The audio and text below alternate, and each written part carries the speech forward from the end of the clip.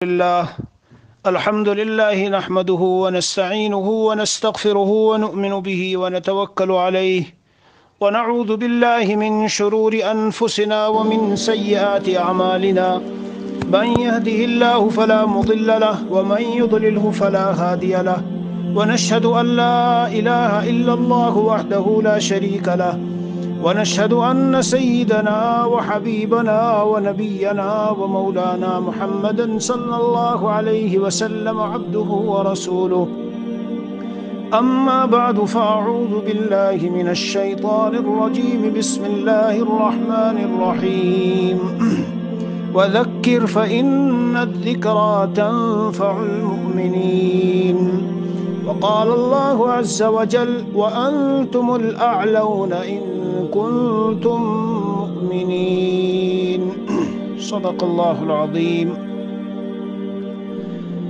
میرے عزیزوں، بھائیوں اور قابل احترام بزرگوں، اللہ عز و جل کا بہت بڑا کرم ہے۔ سب سے پہلے تو میں یہی عرض کروں گا، اللہ تعالیٰ نے مجھے اور آپ کو ایمانی اسلامی بھائی بنایا اور یہ اخوت ایمانی عطا فرمائی، اللہ کا بہت بڑا احسان ہے۔ دور بیٹھے ہیں لیکن دل کے اعتبار سے گویا اپنے وطن میں ہیں، اور یہ ہمارا وطن جو ہندوستان ماشاءاللہ، حرمین کی تو بات ہی کچھ اور ہے، بہرحال اس کا تو ہم ذکر ہی نہیں کرتے، ظاہر ہے وہ تو مقدس سرزمین ہے، لیکن ویسے الحمدللہ ایک عجیب و غریب اللہ تعالیٰ نے ہندوستان کو بنایا دینی اعتبار سے۔ ساری دنیا کی جتنی دینی اس وقت کی جو تحریکات اور جماعتیں ہیں جن سے فیض ہو رہا ہے، جن سے فیض، میں ابھی چند دن پہلے ایک بہت بڑے بزرگ کے پاس تھا، بہت بڑے عالم کے پاس تھا، جب ان سے ہندوستانی حالات کی بات ہوئی تو انہوں نے فوراً چھٹتے ہی یہی کہا کہ بہت ہی دکھ کی بات ہے جو اس وقت کی صورتحال ہے، اور سبب اس کا یہ حضرت نے ذکر فرمایا کہ پوری دنیا میں جہاں دیکھو تو جو کچھ دینی چیزیں ہیں، تبلیغ کی نسبت سے ہو، مدارس کی نسبت سے ہو، سب کی مرکزیت اللہ تعالیٰ نے ہندوستان کو عطا فرمائی، اور وہاں اس وقت کے جو حالات ہیں وہ آپ حضرات کے سامنے ہیں۔ تو انشاءاللہ اس مختصر وقت میں، یعنی 40-45 منٹ کا وقت ہے، میرے عزیزوں مسلمانوں اور بھائیوں، جو باتیں مجھے عرض کرنی ہیں وہ صرف 2 لفظوں میں ان کا خلاصہ سمجھ لیجئے: تشخیص مرض اور تجویز دوا۔ یعنی بنیادی طور پر امت اس وقت کس بیماری کا شکار ہے، وہ کون سی چیزیں ہیں جو جس نے امت مسلمہ کو ہندوستان اور پوری دنیا میں اس درجے ذلت، یعنی ایسی ذلت اور ایسی پستی اور ایسی خستہ حالی، ایسی مظلومیت کہ میں سمجھتا ہوں کہ بچپن سے جب سے میں نے ہوش سنبھالا تو کبھی ایسا مجھے نظر نہیں آیا اور نظر نہیں آتا تاریخ میں۔ بالخصوص میرے عزیزوں، ہمارے وطن کا حال، حضرت مولانا ابوالحسن علی میاں ندوی رحمۃ اللہ علیہ، حالانکہ وہ تو 20 سال پہلے کی بات ہے، اس وقت حضرت نے فرمایا تھا کہ اس وقت جو دور آیا ہے کہ میرے مطالعے کے اعتبار سے ہندوستان کی تاریخ میں کبھی نہیں آیا۔ تو بنیادی بات جو عرض کرنی ہے، تشخیص مرض اور تجویز، یہ چیز ہے کیا جس کی وجہ سے ہم اللہ کی نگاہوں سے اتنے گرے؟ کیا ایسے اسباب ہیں؟ میرے عزیزوں، کتابوں میں لکھے بھی ہیں، اور نیٹ پر جاؤ تو تقریریں، بیانات بھی بھرے ہوئے ہیں، اور ہمارے اکابر نے، بزرگوں نے، مشائخ نے، سب نے اس موضوع پہ بہت کچھ لکھا ہے۔ اسباب تباہی، ان کا علاج، اسباب تباہی اور ان کا علاج، بہت کچھ لکھا ہوا ہے۔ اس لیے کبھی کبھی تو مجھے ذہن میں آتا ہے کہ کیا بیان وغیرہ کریں، بظاہر کچھ ہونے والا نہیں ہے، لیکن جب قرآن کریم کی یہ آیت سامنے آتی ہے، وَذَكِّرْ فَإِنَّ الذِّكْرَى تَنفَعُ الْمُؤْمِنِينَ، ضرور فائدہ ہوگا، اہل ایمان کو ضرور نفع ہوگا۔ نصیحت کیا کرو، نصیحت کرنے سے، دین کی باتیں کرنے سے ضرور نفع ہوتا ہے۔ تو پھر ذرا امید بنتی ہے کہ چلو ذرا بات کر لیں۔ اس لیے آئیے ذرا سا ہم تھوڑا جائزہ لیں کہ میرے عزیزوں بھائیوں، ہمارے موجودہ حالات ہیں کیا، یہ جو قرآن میں وعدہ ہے وَأَنْتُمُ الْأَعْلَوْنَ إِن كُنتُم مُؤْمِنِينَ، کیا یہ وعدہ جھوٹا ہے؟ شروع سے ہم سنتے آتے ہیں، مقررین تقریر کرتے ہیں تم ہی سر بلند رہو گے اور تم ہی غالب رہو گے، سرخرو اور باعزت رہو گے، اللہ کا وعدہ ان کنتم مؤمنین، بس شرط یہ ہے کہ اللہ تعالیٰ کی پوری بندگی ہو، ہم اللہ کے بنے جیسے اللہ تعالیٰ چاہتے ہیں ہمیں۔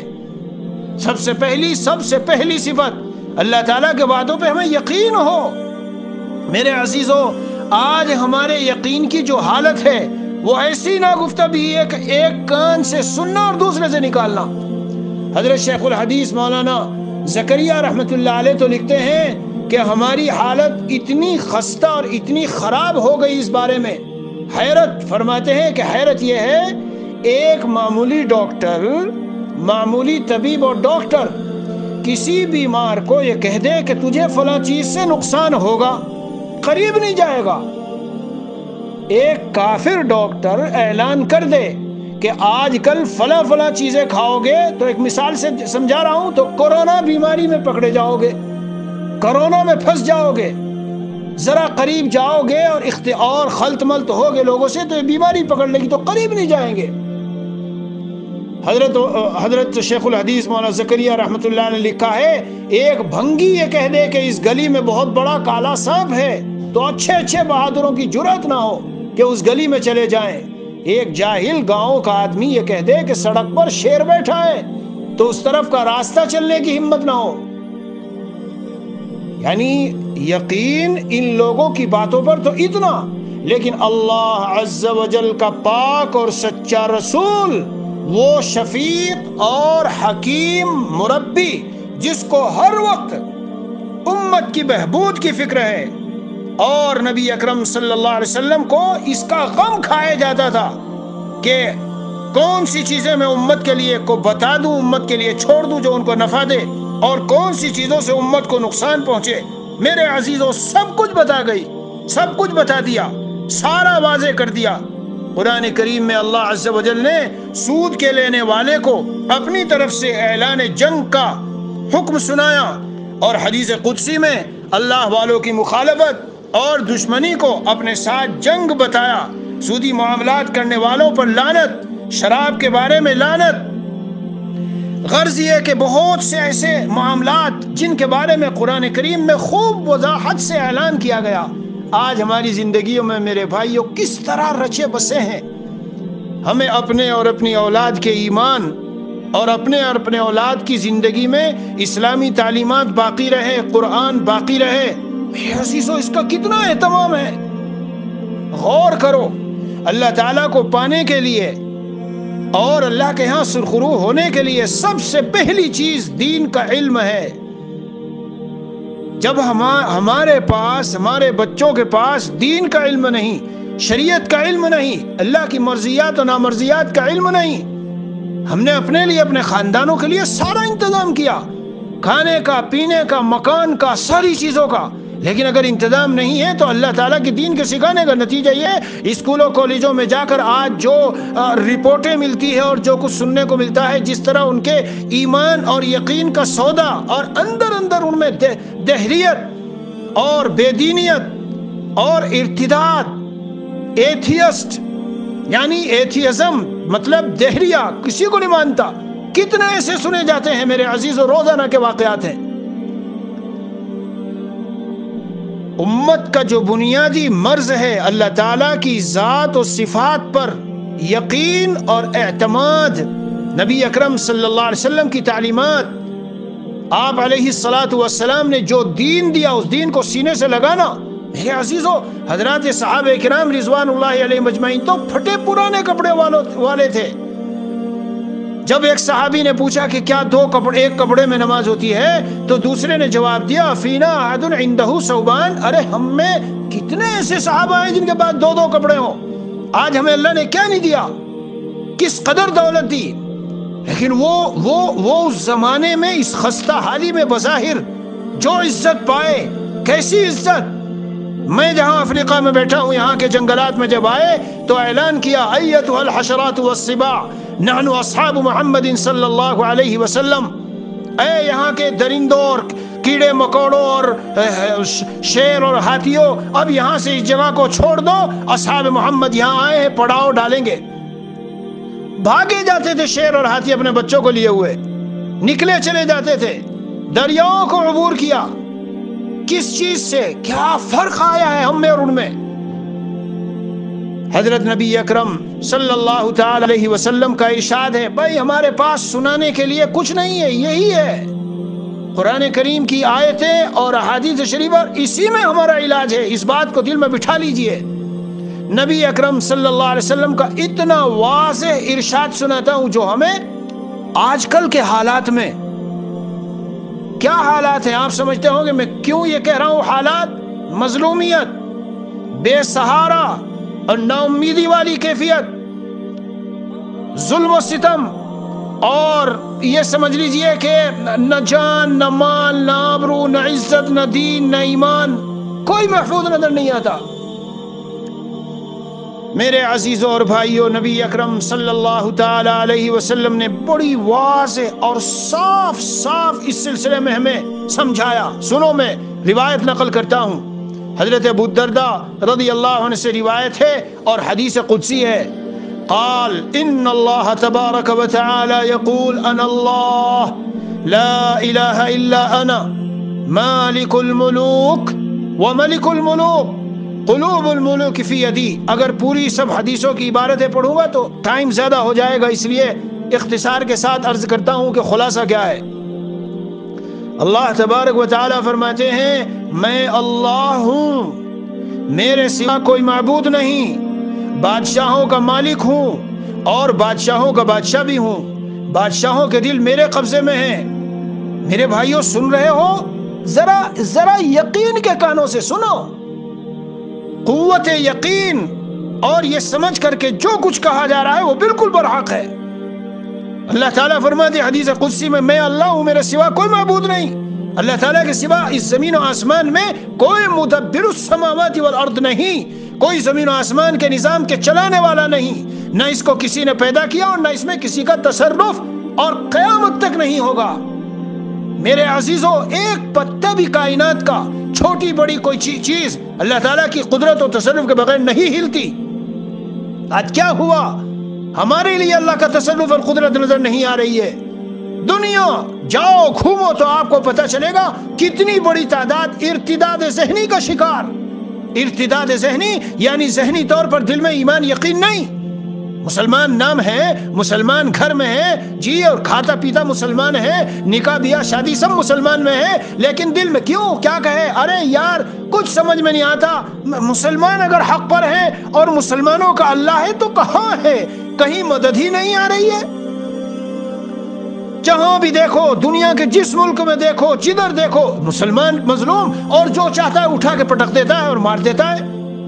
ذرا کہیں مسلمان سر اٹھائیں یا کوئی مسلم بادشاہ ذرا کچھ آگے کو ابھرے تو پکڑ کے اسے مار دیا جاتا ہے، ختم کر دیا جاتا ہے۔ اللہ تعالیٰ کہاں؟ اللہ کی طاقت کہاں؟ اللہ کی قدرت کہاں؟ اگر اللہ عز و جل ہمارے فیور میں اور ہمارے حق میں ہے، مدد کہاں ہے؟ میرے عزیزوں، حضور اکرم صلی اللہ علیہ وسلم نے مجھے اور آپ کو قیامت تک سارا سب کچھ بتا کے گئے، کچھ چھوڑا نہیں ہے، سب بتا گئے کہ کل کو کوئی بات پیش آئے تو اس کا حل، اس کا جواب جی، اور اس کا کیا سلوشن ہو، سب کچھ بتا کے گئے۔ سنو میں بتاتا ہوں، حدیث شریف میں جناب رسول اللہ صلی اللہ علیہ وسلم نے فرمایا مذہب اسلام کے بارے میں شک نہ کرو، اللہ کے بارے میں شک نہ کرو۔ یاد رکھو دنیا میں اگر کوئی مذہب ہے جسے ہم مذہب کہیں وہ صرف اسلام۔ کیوں کہہ رہا ہوں میں پوری بصیرت کے ساتھ؟ پیدا ہونے سے مرنے تک کا نظام زندگی بولو کون سے مذہب کے پاس ہے؟ بتاؤ کون سے مذہب کے پاس ہے؟ کھانا پینا اٹھنا بیٹھنا چلنا پھرنا بے و شرا خرید و بیچ جی، شوہر بیوی کے حقوق، والدین کے، ماں کے، ہم نے کچھ پڑھا ہی نہیں، نہ پڑھا نہ پڑھایا، نہ ہم نے جانا نہ بچوں کو معلومات کرائی، تو دل خالی ہے، برتن خالی ہے۔ جب خالی ہے اس میں جس کا عیسائی مشنریوں کا جی چاہ رہا ہے وہ بھر رہی ہے۔ فخر کرتے ہیں دلی بمبے کلکتہ لکھنؤ میں رہنے والے، فخر کرتے ہیں کہیں کے اوپر، دلی بمبے کلکتہ مدراس ان بڑے بڑے شہروں میں رہنے والے، میرا بیٹا مشنری والے فلاں اسکول میں پڑھ رہا ہے، بہت ہائی اسٹینڈرڈ آف ایجوکیشن ہے وہاں، بڑا ہائی اسٹینڈرڈ آف ایجوکیشن۔ میرے عزیز تیرا ہائی اسٹینڈرڈ آف ایجوکیشن ہے، اس کے دل کی دنیا تو دیکھ کے کیسے دہریا ہو چکا، اندر سے کھوکھلا ہو چکا۔ میں نے ابھی ایک ہفتے پہلے جب کہیں بات نقل کی تو ایک شخص نے، بڑے عالم تھے، سنانے لگے بھائی تم صحیح کہتے ہو، ابھی کچھ دنوں پہلے میں ایک جگہ گیا تو وہاں کسی کے جنازے میں شریک تھا، تو وہاں سب شریک تھے جنازے میں، ایک بچہ بھی شریک تھا۔ بچہ کا مطلب یہ ہے کہ نانا یا دادا کا انتقال تھا اور اس کا پوتا وہ بڑی عمر کا، اتنا چھوٹا نہیں بڑی عمر کا، تو کچھ ایسی باتیں سامنے آئی کہ اس کا عقیدہ کچھ ادھر ادھر ہے، تو اس کے رشتہ دار نے اس کو پوچھ لیا بھائی تیرا عقیدہ کیا ہے، تو تدفین کے لیے تو آیا ہے؟ کہنے لگا میں اللہ کو تو مانتا ہوں، میں اللہ کو تو مانتا ہوں، لیکن میں رسول کو نہیں مانتا، اللہ کو مانتا ہوں۔ میرے عزیزوں اللہ کو مانتا ہوں رسول کو نہیں مانتا، مسلمان رہ گیا وہ؟ کتنے ملیں گے کہیں گے I believe in Allah but I don't believe in angel، میں اس میں نہیں یقین رکھتا ہوں، I believe everything but I can't understand، میری بالکل سمجھ میں نہیں آتا، میں یقین تو رکھتا ہوں، مانتا تو ہوں دنیا میں سب چیزوں کو، مرنے کے بعد کس طرح کی زندگی ہوگی، کیسے ہوگی، اور قبر میں کیا ہوگا جب ختم ہو گئے فلا، وہی وہ دہریت والی باتیں۔ تو آج حضرت شیخ الحدیث مولانا زکریا رحمۃ اللہ علیہ لکھتے ہیں ہم فتوحات، کامیابیاں، اللہ کی مددیں، اللہ کی نصرتیں اور اللہ کی طرف سے عزتیں، اور ہمارے لیے اللہ کا نظام حرکت میں آوے اور دشمن ہماری طرف بڑھے تو اللہ تعالیٰ کی طاقت غالب آ کر، جی صبح اٹھتے ہیں تو کیا کرتے ہیں ہم؟ رات و دن ٹی وی پہ بیٹھے ہیں، اور اب تو ٹی وی بھی گیا، نیٹ پہ بیٹھے ہیں، ہر ایک کے ہاتھ میں بڑا بڑا موبائل ہے، اسمارٹ فون، جی، اور بیٹھے ہیں دیکھتے ہیں کسی نے ہمارے حق میں کچھ بولا دنیا میں، کچھ کوئی مسلم لیڈر، کوئی مسلم ملک کچھ بول رہا ہے، کچھ ہو رہا ہے مسلمانوں کے لیے؟ میرے اسلام کی نسبت کے بھائی اور بزرگوں، دل کی تختی پہ لکھ لو، میرے اور آپ کے لیے کائنات میں اس روئے زمین پر کوئی سہارا نہیں ہے، اگر سہارا ہے تو وہ صرف اللہ عز و جل کی ذات ہے۔ اگر ہم دینی اعتبار سے، اطاعت کے اعتبار سے، فرمانبرداری کے اعتبار سے، اللہ کو ماننے کے اعتبار سے، اللہ کے ساتھ وفا کے اعتبار سے، اللہ کی صحیح بندگی کے اعتبار سے اللہ کے بنیں گے تو مدد خدا بندی آئے گی۔ دنیا والوں کو بھول جاؤ، کوئی دنیا والا ساتھ دینے آنے والا نہیں۔ حضرات صحابہ کرام رضوان اللہ علیہم اجمعین جب جنگوں میں جاتے تھے تو یہی نعرہ ہوتا تھا، ہمارے لیے مولا ہے کون؟ اللہ مولانا ولا مولا لکم، اللہ مولانا ولا مولا لکم۔ اے کافروں، دشمنوں، ہمارا مولا تو اللہ ہمارے ساتھ ہے، اپنی پوری قوتوں اور طاقتوں کے ساتھ، تمہارا کوئی مولا نہیں ہے۔ ہماری حالت گر گئی، ہمارا ذہن بھی نہیں چاہتا، نماز نہیں پڑھی ہوگی، اور اسٹرائک میں اور مظاہرے میں اور دھرنا دے کے جو ہے دنیا کے مختلف روڈوں پہ نکلے ہیں اپنی مانگ پورا کرنے کے لیے، ظہر گئی، عصر گئی، مغرب گئی، اور مدد خدا بندی۔ لا الہ الا اللہ۔ اس لیے میرے عزیزوں اور میرے بھائیوں، دل کی تختی پہ لکھ لو، ہماری مدد صرف اللہ کرنے والے ہیں، اور یہ تو دنیا کا حال ہے، اور اصل تو مرنے کے بعد ہے۔ یہ جتنی ذلتیں، جتنی رسوائیاں، جتنی ناکامیاں، جتنی پستیاں، اور جتنا ہر طرف سے ظلم و ستم، اور نہ جان محفوظ نہ مال محفوظ، اور سب سے بڑی چیز بتاؤں، امن۔ یہ ہمارا جو ملک ہے جہاں آپ لوگ بیٹھے ہیں، ہندوستان، یہ امن کا ایسا گہوارہ تھا چند سال پہلے تک، دن میں رات کو 2 بجے 1 بجے 3 بجے جانا آنا چلنا پھرنا امن کا گہوارہ تھا۔ میرے عزیزوں امن چلی گئی، کیوں گئی یہ امن؟ اللہ نے کیوں چھینا؟ اب میں بیان کروں گا تو میں تو قرآن سے بیان کروں گا۔ آپ کو چاہیے نظروں سے کوئی چیز دکھ رہی ہو وہ بتاویں؟ نہیں، آپ کو چاہیے کہ ہم فلاں کو گالی دے اور فلاں کو برا بھلا کہے، فلاں پارٹی، فلاں جماعت کی حکومت، فلاں پارٹی کی حکومت، فلاں لیڈر بڑا سڑا ہوا ہے، بڑا عصبیت والا ہے، بڑا فرقہ پرستی والا ہے۔ ارے میاں، ان زبانوں سے بولنے کو چھوڑو چھوڑو چھوڑو۔ حضور اقدس صلی اللہ علیہ وسلم فرماتے ہیں لا تسبوا الائمۃ وادعوا اللہ لهم بالصلاح فإن صلاحهم لكم صلاح. اور ایک روایت میں لمبی روایت ہے، اس میں ارشاد فرماتے ہیں فلا تشغلوا انفسكم بالدعاء على الملوك ولكن اشغلوا انفسكم بالذكر والتضرع كي يكفيكم ملوككم.